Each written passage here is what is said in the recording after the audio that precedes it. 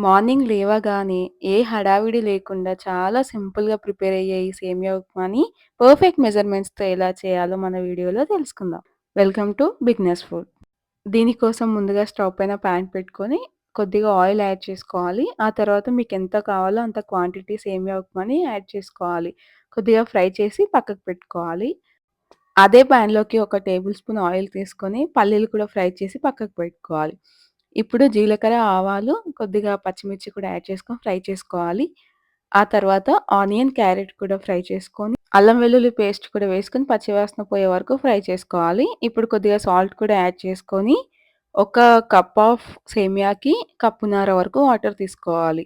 అలా మీరు ఎంత క్వాంటిటీ తీసుకుంటారో దానికి సరిపడా వాటర్ తీసుకొని, మూత పెట్టేసి ఒక 5-6 మినిట్స్ బాయిల్ చేయాలి. వన్స్ అంతా నీట్‌గా బాయిల్ అయిన తర్వాత మనం పక్కకు పెట్టుకున్న సేమియా ఉంది కదా! అది కూడా యాడ్ చేసేసుకొని ఒకసారి అలా అలా కలిపేసుకొని మూత పెట్టుకోవాలి. ఇప్పుడు మూత పెట్టుకొని 2-3 మినిట్స్ అలాగే వదిలేయాలి.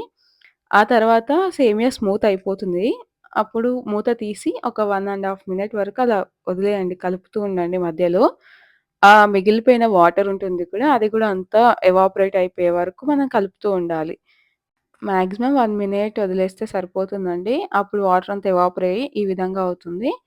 అప్పుడు మనం కొత్తిమీర యాడ్ చేసుకోవాలి. యాడ్ చేసుకొని ఒకసారి బాగా కలుపుకున్న తర్వాత పక్కకు పెట్టుకున్న పల్లీలు కూడా యాడ్ చేసుకొని, ఓసారి కలిపేసుకొని స్టవ్ ఆఫ్ చేసుకోవడమే. చూసారు గదా! చాలా సింపుల్ రెసిపీ. సో, డెఫినిట్‌గా ట్రై చేయండి. ఇలాంటి మరిన్ని వీడియోస్ కోసం మన ఛానెల్‌ని సబ్స్క్రైబ్ చేయండి.